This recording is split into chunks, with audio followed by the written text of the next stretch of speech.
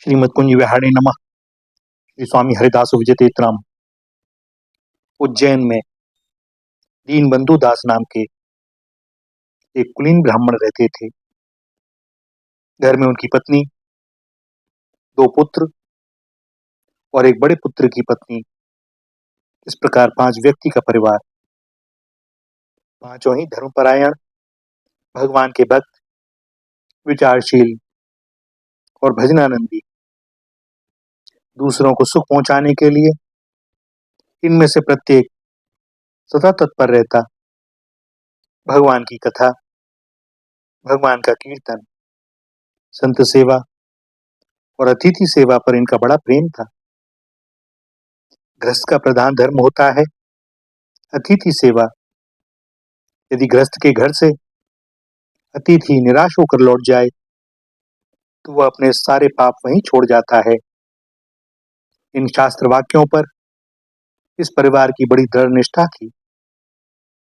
अपने अतिथि को मधुर वचन, जल तथा उपलब्ध सामग्री से संतुष्ट करने में ये सदैव तत्पर रहते। और जब कोई भक्त भगवान को पाने के लिए व्याकुल होता है तब भगवान भी उसे दर्शन देने के लिए व्याकुल हो जाते हैं। दीनबंधु दास अपनी धर्मपरायण अतिथि सेवा और भक्ति से अधिकारी हो गए थे भगवान का दर्शन पाने के लिए, अर्थात दीनबंधु का दर्शन पाने के लिए। और जिसके नाम में दीनबंधु दास हो वह तो वैसे भी दीनबंधु का ही हुआ ना। सो भगवान उसको कृतार्थ करने के लिए एक सन्यासी के वेश में उज्जैन में पधारे। दीनबंधु दास के बड़े पुत्र को एक विषधर सर्प ने काट लिया। सर्प के काटने से वह गिरा और उसके प्राण परम धाम को चले गए। माता पिता के दुख का पारावार नहीं। छोटा भाई अलग एक कोने में बैठा आंसू बहा रहा है और उसकी पत्नी का तो मानो सर्वस्व लुट गया। दुखी परिवार को रोने का भी अवकाश न मिला कि उसी समय द्वार पर पहुंचकर उन सन्यासी ने आवाज लगाई, नारायण हरि। दीनबंधु दास ने बड़ी जल्दी से नेत्र पहुंचे द्वार पर आकर देखा एक अद्भुत तेजस्वी वृद्ध सन्यासी खड़े हैं। उनके चरणों में प्रणाम किया। संत ने कहा, मैं कई दिनों से भूखा हूं। उन्हें आसन पर बैठाकर दीनबंधु दास घर आकर बोले, देखो बाहर एक भूखे सन्यासी भिक्षा के लिए बैठे हैं और भीतर यहाँ अपने पुत्र की मृतदेह पड़ी है। हम लोगों को क्या करना चाहिए? पत्नी, छोटे पुत्र और विधवा पुत्र वधू ने कहा, जो प्राणी चला गया वह तो अब लौट सकता नहीं, किंतु यदि अतिथि भूखे लौट जाए तो यह बड़ा अपराध होगा। तो पहले अतिथि सत्कार, उसके बाद मृतदेह का दाह संस्कार करेंगे। मृतदेह को कपड़े में लपेटकर एक कमरे में रख दिया। सास बहू ने स्नान करके भोजन बनाया। अतिथि भोजन करने को बुलाए गए। सन्यासी ने आते ही कहा, मेरा नियम है कि जिस घर में मैं भोजन करता हूं उस घर के सब लोग मेरे साथ बैठकर भोजन करें, तभी मैं भोजन करूंगा। तुम लोग भी मेरे साथ बैठकर भोजन करो, नहीं तो मैं यहां भी भोजन नहीं करूंगा। यह सारी बातें सुनकर परिवार विचार में पड़ गया। एक दूसरे की ओर देखने लगा। फिर सबने विचार किया, भोजन आज ना सही, कल तो करना ही है, क्योंकि जो भी जीवित है वह बिना भोजन के तो रहेगा नहीं और आज अतिथि को लौटा देना उचित ना होगा। सो सन्यासी के साथ साथ 4 थालियां और लग गईं। चारों भोजन करने बैठे। सन्यासी ने कहा, मैंने तो सुना था कि तुम्हारे 2 पुत्र हैं, तुम्हारे परिवार में 5 व्यक्ति हैं, तो तुम्हारा एक और पुत्र कहाँ है? उसे बुलाओ उसके आने पर ही मैं भोजन करूंगा। काटो तो खून नहीं। दीनबंधु दास के नेत्रों में आंसू भर आए। सन्यासी के बार बार पूछने पर उन्होंने सारी बातें बता दी।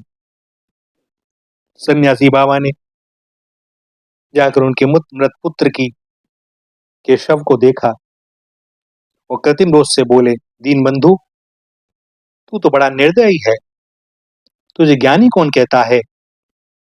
तेरे पुत्र की लाश घर में पड़ी है और तू भोजन करने आनंद पूर्वक बैठ जाए। ऐसे पापी निष्ठुर पिता को क्या कहना उचित है? दीनबंधु दास ने नम्रता से कहा, महाराज, अपराध क्षमा हो। आप ज्ञानी हैं, आप ही बताइए, इस संसार में कौन किसका पिता है और कौन किसका पुत्र है?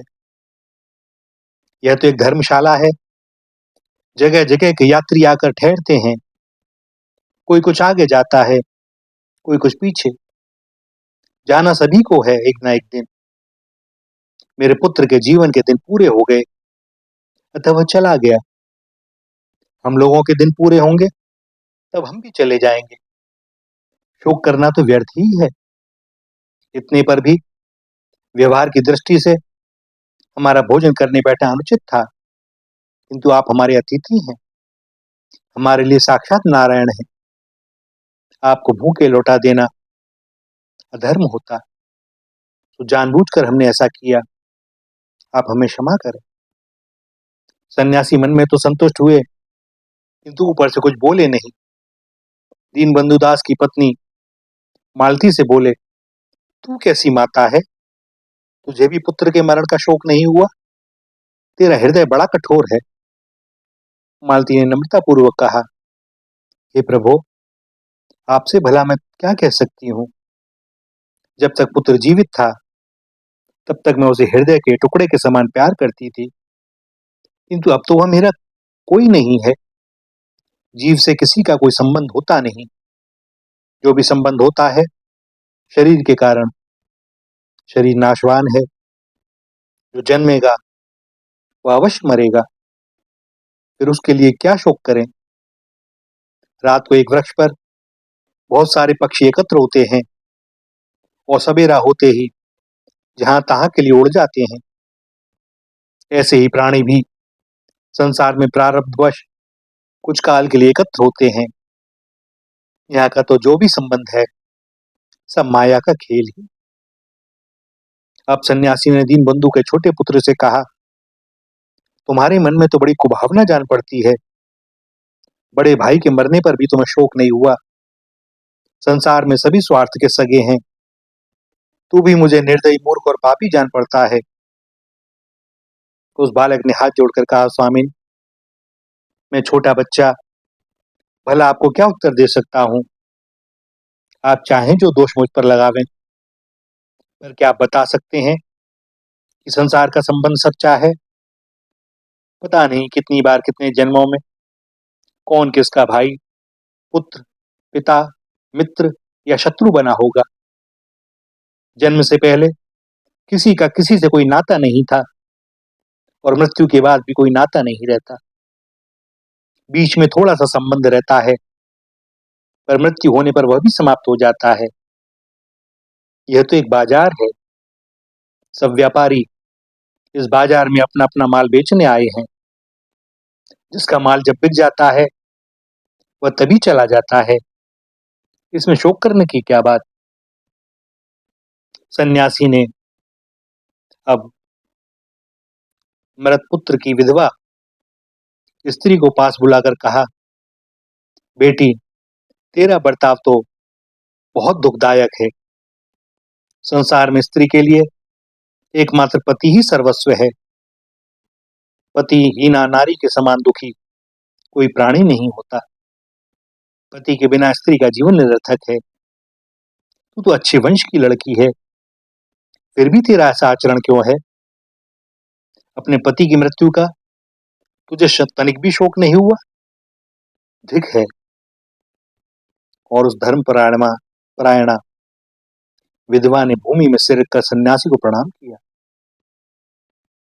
और बड़ी दैन्य स्वर में बोली, आप मेरे पिता के समान हैं। तो हे पिता, आप ठीक कहते हैं। संसार में पति ही पत्नी का सर्वस्व है, किंतु आप बतलाइए कि माया में पड़े जीव का सच्चा पति कौन है। उस परम पति परमात्मा को पाने के लिए ही तो स्त्री लौकिक पति को उस जगदीश्वर की मूर्ति मानकर उसकी सेवा पूजा भक्ति करती है।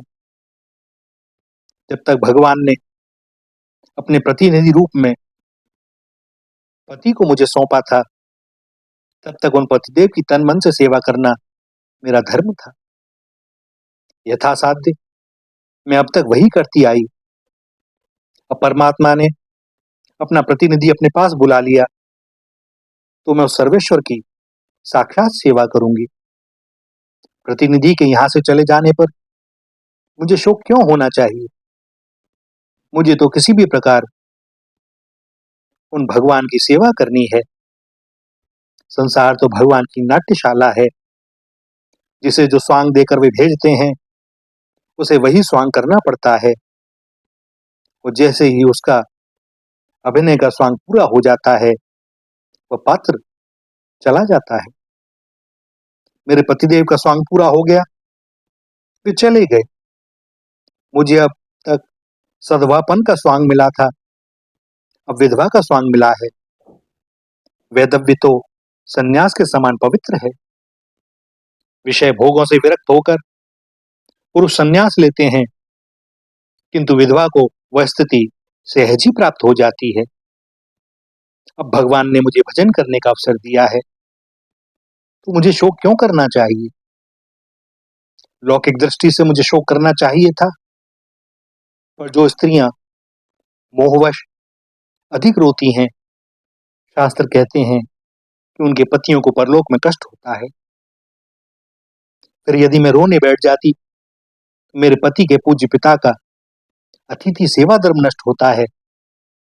इसलिए मुझे शोक करना उचित न जान पड़ा। अब सन्यासी ने अपने हाथ से दीनबंधु दास के मृत पुत्र के ऊपर लिपटा कपड़ा हटा दिया, अपने कमंडल से उस पर जल छिड़का और बोले, बेटा उठो तो। और देखते देखते उस मृत देह में चेतना लौट आई, मानो वह नींद से जागा हो। उठ बैठा और अपने सामने सन्यासी को देखकर वह उनके चरणों में गिर गया। सन्यासी का ऐसा प्रभाव देखकर सब चकित हो गए और सब उनके चरणों में गिर गए।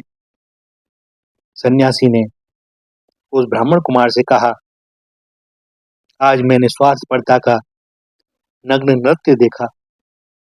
तू जिन्हें अपना मानता है, जिनके लिए रात दिन एक एक करके परिश्रम करता है, जो तेरी कमाई हुई धन पर मौज करते हैं, वे तेरे माता पिता भाई और तेरी विवाहिता पत्नी तक को तुझसे तनिक भी प्रेम नहीं।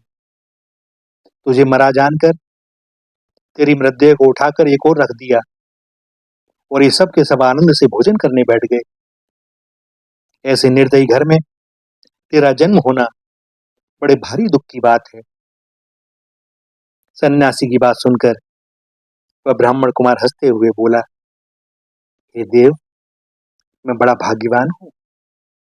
वैसे अनासक्त नर नारी मेरे आत्मी बने और उनकी सेवा का मुझे अवसर मिला। यह मेरा सौभाग्य है कि भगवान ने दया करके मुझे ऐसे कुल में जन्म दिया। साधारण लोग तो अपने स्वजनों से मोह करते हैं और अपने मोह के फंदे में उन्हें फंसाए रखते हैं। भला मेरे जैसे माता पिता भाई कहाँ मिलते हैं? कहाँ मिलती है ऐसी पत्नी जो पुरुष को मोह में न डाले? आपकी बात सुनकर मेरी इन लोगों में श्रद्धा और बढ़ गई। जिस प्रकार गर्मी के दिनों में धूप से व्याकुल बहुत से पथिक किसी वृक्ष की छाया में थोड़ी देर को आ बैठे, ऐसा ही यह संसार का परस्पर संबंध है। यात्री जैसे घंटे 2 घंटे बाद अपने अपने रास्ते चल देते हैं, उसी प्रकार जीव को भी अपने कर्म के अनुसार प्रारब्ध भोग कर अलग होना ही है। यही संसार का संबंध है। यहाँ कोई किसी के लिए शोक करे, यह तो अज्ञान ही है। सन्यासी महाराज आनंद पुलकित हो उठे।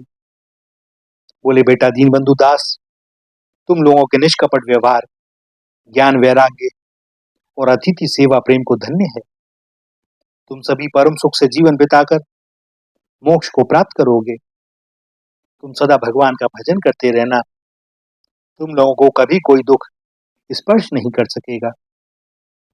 सपरिवार दीनबंधु दास उन सन्यासी के चरणों में गिर गए। सन्यासी ने फिर कहा, मैं कभी तुम लोगों को नहीं भूलूंगा। अपने प्रेमियों के हाथ मैं अपने आप को बेच देता हूं। तुम सरी के भक्त मेरा हृदय है। मैं तुम्हें अपना परिचय देता हूं। तुम अतिथि को नारायण मानकर सदा उनकी सेवा करते थे, अतः स्वयं मुझ नारायण को आज तुम्हारे पास आना पड़ा। और वह पांचों व्यक्ति भगवान का अंतिम वाक्य सुनते चौंक पड़े। देखा कि सन्यासी की दिव्य मूर्ति अदृश्य हो गई। वे सब के सब व्याकुल होकर पुनः दिव्य दर्शन के लिए प्रार्थना करने लगे और उन भक्तों की प्रार्थना सार्थक हुई। सार्थक हुए उनके नेत्र त्रिभुवन मोहन श्री हरि के दिव्य रूप के दर्शन करके उस परिवार के पांचों प्राणियों का जीवन कृतकृत्य हो गया। कृतकृत्य हो गया। श्री राधा, श्री राधा, श्री राधा।